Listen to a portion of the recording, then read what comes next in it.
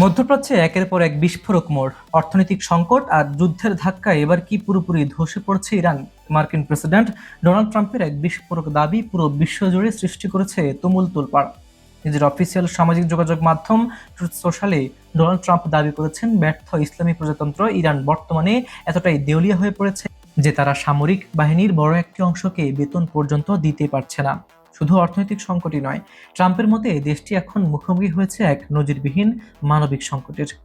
তিনি আরও অভিযোগ করেন, বর্তমান পরিস্থিতি ঢাকতে সাধারণ মানুষের ওপর চলছে চরম নির্যাতন। আন্দোলনকারী থেকে শুরু করে সাধারণ জনগণ সবাইকে নজিরবিহীন মাত্রায় হত্যা করা হচ্ছে। ট্রাম্প স্পষ্ট জানিয়ে দিয়েছেন, এই অন্যায় ও মানবিক সংকট এখনই বন্ধ করতে হবে। কিন্তু কিভাবে তৈরি হলো এই ভয়াবহ পরিস্থিতি?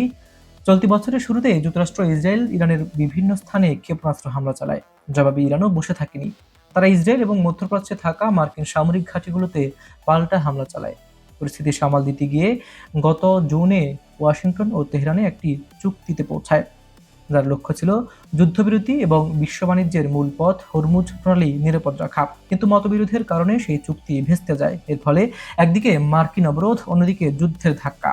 সব মিলিয়ে চরম বিপাকে এখন ইরান। ইরানের সামরিক বাহিনীর এই নীরব সংকট কি মধ্যপ্রাচ্যকে আরো বড় কোনো যুদ্ধের দিকে ঠেলে দিচ্ছে?